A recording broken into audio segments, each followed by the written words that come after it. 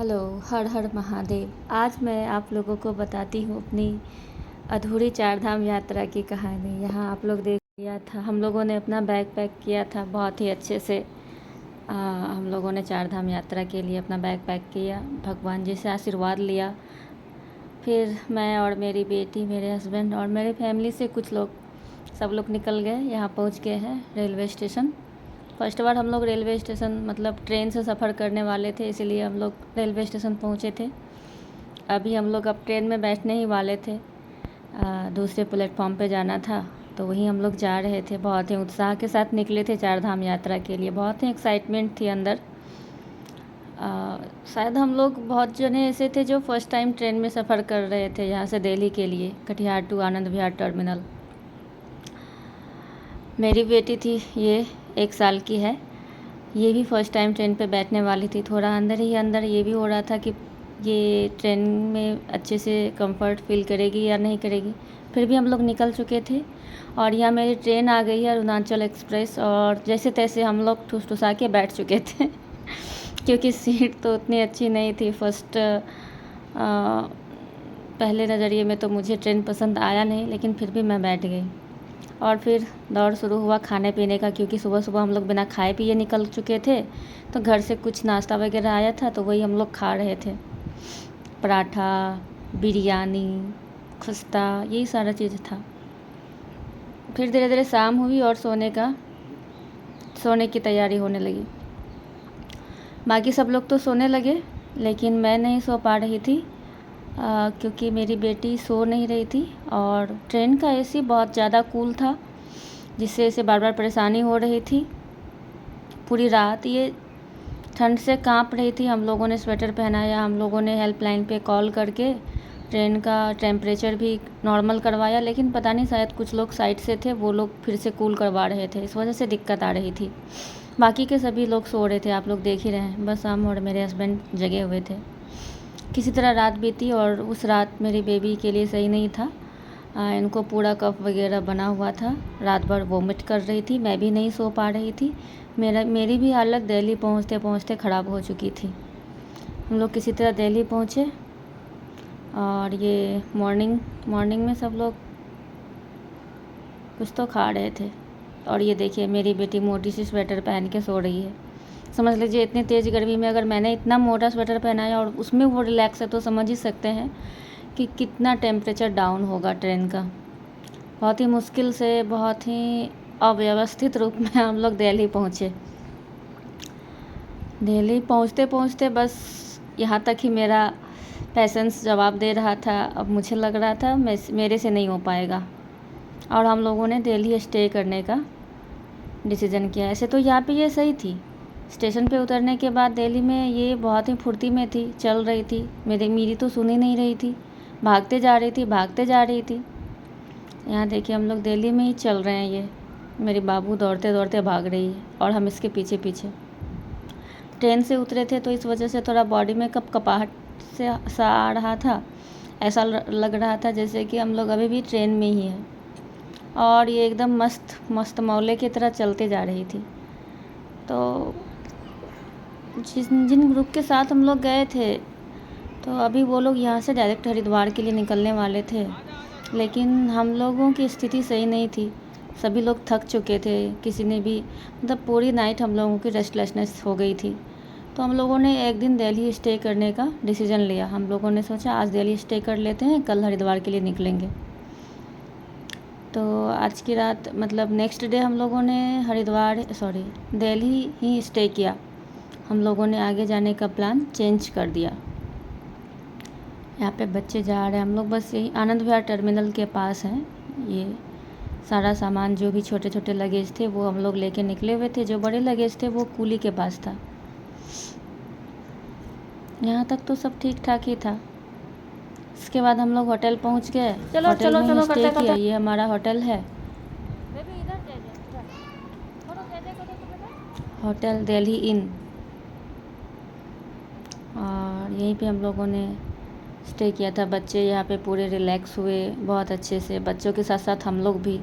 फिर next day हम लोगों ने दिल्ली में ही थोड़ा बहुत विजिट किया, जैसे अक्षरधाम टेम्पल वगैरह, ये अक्षरधाम टेम्पल है, क्योंकि नेक्स्ट डे का भी प्लान था कि हम लोग यहीं रुक जाते हैं आज भी। क्योंकि नेक्स्ट डे ये लोग हरिद्वार से निकल चुके थे, जो हमारे ग्रुप के थे वो लोग यमुनोत्री के लिए। और ये हम लोग अक्षरधाम टेम्पल के बाद शायद लाल किला आ गए थे। कुछ लोग थे हमारे ग्रुप में जो लाल किला नहीं देखे थे, उन लोगों को विज़िट करना था, तो रास्ते में ही था, तो बोले एक बाहर से एक फ़ोटो वगैरह लेके आ जाते हैं। तो ये हम लोग लाल किले के पास थे फ़ोटोज़ के लिए, वीडियोज़ के लिए।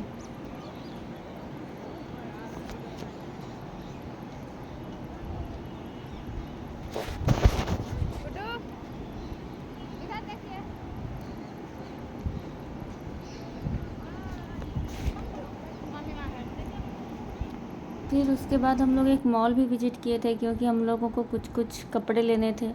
हम लोगों ने अपने सारे कपड़े ठंडी वाले रख लिए थे, क्योंकि ऐसा बोला गया था हम लोगों को कि हम लोग 4 to 5 डेज विंटर वाले जगह पे ही रुकने वाले हैं। तो हम लोग ने कॉटन बहुत कम रखा था, तो फिर दिल्ली में हम लोगों ने डिसाइड किया मॉल से कुछ 1-2 कपड़े ले लेते हैं, क्योंकि दिक्कत हो रही थी। तो यहाँ पे हम लोगों ने कुछ कुछ शॉपिंग की मॉल में, और फिर हम लोग निकल गए। फिर नेक्स्ट डे का हमारा प्लान था हरिद्वार के लिए। तो यहाँ से हम लोग अभी अपने होटल पहुँचने वाले हैं।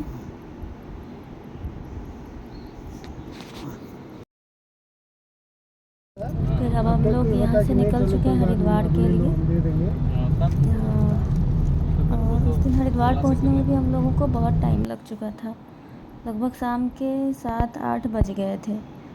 और अभी बेबी भी मेरी सही थी। रात में फिर से इसे खांसी होने लग गया था, क्योंकि होटल में भी एसी था और थोड़ा भी एसी का हवा लग रहा था, इसे खांसी हो रही थी बार बार, क्योंकि पानी भी चेंज हो रहा था। फर्स्ट टाइम हम लोग शायद ट्रैवल कर रहे थे। इसके पहले मैंने बेबी के साथ बहुत लॉन्ग डिस्टेंस ट्रैवल नहीं किया था, मतलब कहीं लंबी जर्नी नहीं की थी हम लोगों ने, बहुत ही कम दूरी पे गए हुए थे। ये हरिद्वार के ही रास्ते में रुक के हम लोग चाय वाय पी रहे थे। बेबी यहाँ भी खेल रही थी नीचे मस्ती में। हम लोग बस इस बात का ध्यान रख रहे थे कि बच्चे बहुत ज़्यादा मतलब बोर्ड ना हो जाए, कि बस गाड़ी पे ही चल रहे हैं, हम बस ट्रैवल ही करते जा रहे हैं। इसलिए जहाँ भी ये लोग जिस चीज़ के साथ एंजॉय करते थे, हम लोग छोड़ ही देते थे कि चलो ठीक है 5 से 10 मिनट ये अपने मन की कर ले, ताकि ये भी मन से खुश रहे। तो ये यहाँ कुछ उठा के खाने लग गई थी चेयर से।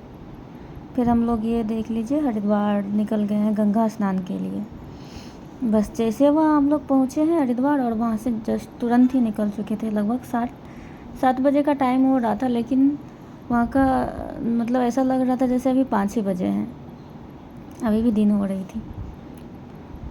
और हम लोग निकल गए थे यहाँ से स्नान करने के लिए, गंगा आरती देखने। तो यहाँ भी ऐसा हुआ हमारे साथ कि गंगा आरती तो नहीं देख पाए, बस गंगा स्नान कर पाए। शायद आरती समाप्त हो चुकी थी या दूसरे घाट पे हो रही थी। हालांकि हम लोगों के लिए ये सारा प्लेस नया था, मतलब हरिद्वार भी हमारे लिए फ़र्स्ट टाइम था, तो बहुत कुछ समझ नहीं आ रहा था कि कहाँ क्या कैसे हो रहा है। वहाँ पहुँचने के बाद ही समझ आ रहा था, हम लोग समझ पा रहे थे कि अब जैसे हर की पौड़ी किधर है, हम और बहुत सारे घाट हैं, तो ऐसा सब कुछ था। अभी हम लोग जा ही रहे थे नहाने के लिए कुछ, उसके बाद नहाते हैं हम लोग, बच्चे भी नहाते हैं। नहाने के बाद फिर यहाँ से फूल वगैरह ले रहे थे, पूजा वूजा की। यही विष्णु घाट के पास हम लोगों ने नहाया। यहाँ से कुछ दूरी पे है हर की पौड़ी, जहाँ बहुत ज़्यादा भीड़ थी, बहुत ज़्यादा रश था। और हम लोगों के साथ प्रॉब्लम ये भी थी कि बच्चों के साथ ज़्यादा भीड़ भाड़ में ना जाएं, मतलब भी तो कभी भी कुछ भी किसी तरह की चीज़ें होने लग जाती हैं।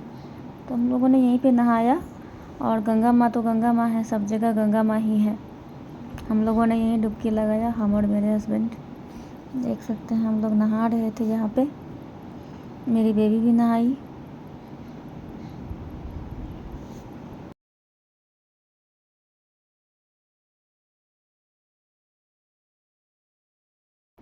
यहाँ पे मैं, मेरे हस्बैंड और मेरे बेबी सब लोग मिलके पूजा वूजा कर रहे हैं। उसके बाद फिर सब लोग नहाएंगे। सब लोगों ने बारी बारी से नहाया ताकि कुछ लोग बच्चे के साथ रह पाएँ आराम से और कुछ लोग नहा सकें। एक ही बार सब लोग चले जाते तो फिर बच्चे का चेंज वगैरह करने में दिक्कत हो जाती, इस वजह से बच्चे को भी डुबकी लगवा दिया हम लोगों ने। ये देखिए, थोड़ा बहुत हल्का सा टच किया था क्योंकि उसे ऑलरेडी खांसी हो रही थी, तो हम लोगों ने ज़्यादा पानी में नहीं डाला। फिर मम्मी चली गई नहाने, मम्मी को चैन पकड़वा के डुबकी लगवा रही थी। किसी को भी डुबकी लगाना नहीं आता है। बस किनारे पे पुचुक पुचुक करके नहा रहे थे। और ये है, हम लोग उसके बाद हर की पौड़ी भी घूमने गए। पूरा घाट अच्छे से घूमा, सभी जगह घूम के एक झालमुड़ी खरीदी, झालमुड़ी खाया हम लोगों ने। फिर हम लोग वहाँ से निकल गए गंगा मैया का दर्शन करने के बाद। ये देखिए, फ़ोटो वोटो हुआ और ये है धनुष पुल। सारा कुछ दर्शन किए हम लोग।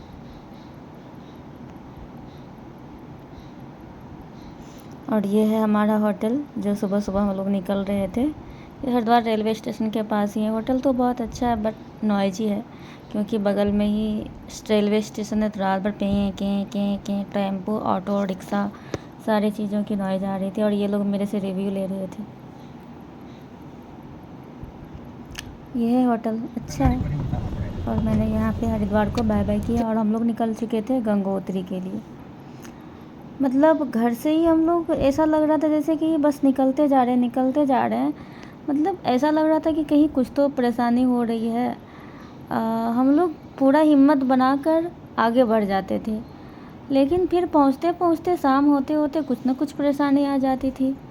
अब जैसे हम लोग दिल्ली पहुँचे, दिल्ली तक आते आते पता नहीं क्यों हिम्मत ही जवाब नहीं दे रहा था कि हम लोग फिर आगे बढ़ें।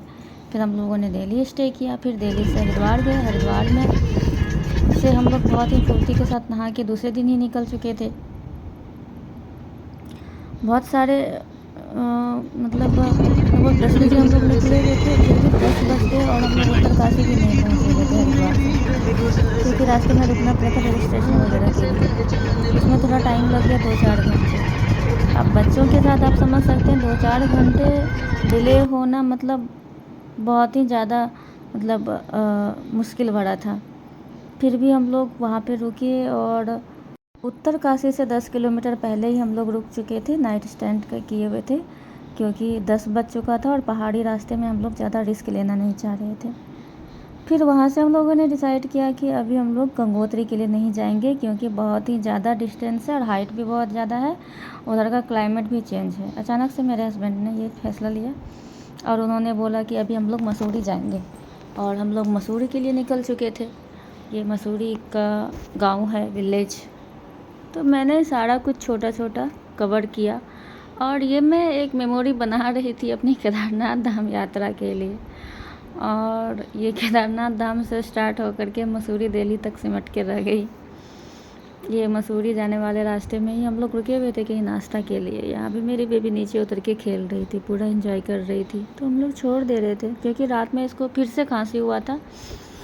उत्तरकाशी से पहले जब हम लोग रुके हुए थे, एक छोटा सा होटल था, वहाँ का कुछ भी हम क्लिप नहीं लिए क्योंकि बहुत ही मुश्किल से हम लोगों का रात वहाँ भी बीता था।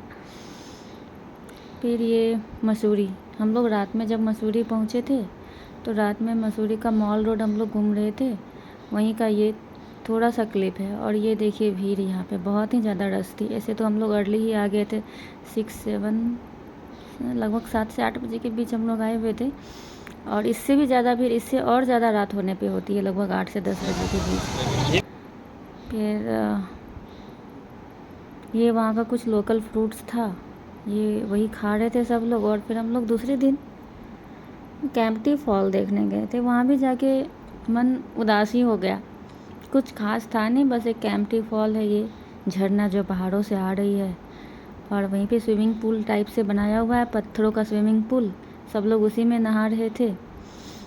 मेरा तो मूड ऑफ हो चुका था दिल्ली से ही। जैसे जैसे हमारी चारधाम यात्रा की जर्नी चेंज होती गई, वैसे वैसे हमारा मूड भी चेंज होता गया। मसूरी आके और मूड ऑफ हो गया। ऐसा लग रहा था मसूरी बेकार आ गए, इससे अच्छा कहीं और चले जाते। ये कैंपटी फॉल आने के बाद ऐसा लगा कि ये तो वाटर पार्क हम लोग कहीं भी इंजॉय कर सकते हैं। फिर भी जब आ चुके थे तो आ चुके थे। यहाँ भी पता चला ये जो स्रोत है ये यमुना नदी का है, तो मुझे लगा चलो ठीक है, हम लोगों ने यमुनोत्री नहीं विजिट किया, शायद इसीलिए यमुना मैया ने बुला लिया कि चलो आओ दर्शन कर लो। तो हम लोगों ने दर्शन कर लिया। फिर रात में हम लोग फिर से मॉल रोड पहुँच गए। फिर हम लोग मॉल रोड घूमे रिक्शे से। ये रिक्शे पे हम लोग बैठे हुए थे। यहाँ पे थोड़े बहुत ये आई लव मसूरी है, थोड़ा बहुत हम लोग यहाँ पे भी घूमे। फिर रात बहुत ज़्यादा हो गई, 10-11 बज गए, क्योंकि कैंपटी फॉल से आने में ही 8-9 बज चुके थे। फिर हम लोगों ने थोड़ा बहुत नाश्ता वास्ता किया था और आ गए थे घूमने। फिर यहाँ से जाकर खाना भी खाना था। यहाँ पे हम लोग घूम रहे थे। फिर वेदू को आइसक्रीम खाना था तो आइसक्रीम खाने आ गए। फिर दूसरे दिन हम लोग निकल चुके थे ये मसूरी की वादियों को अपने फ़ोन में कैद करके, बाय बाय करते हुए।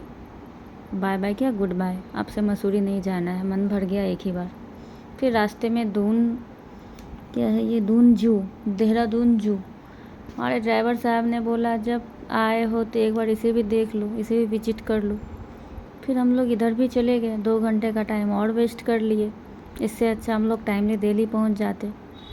देखिए, देखने के लिए तो चीज़ें बहुत हैं, लेकिन जब हम कुछ बड़ा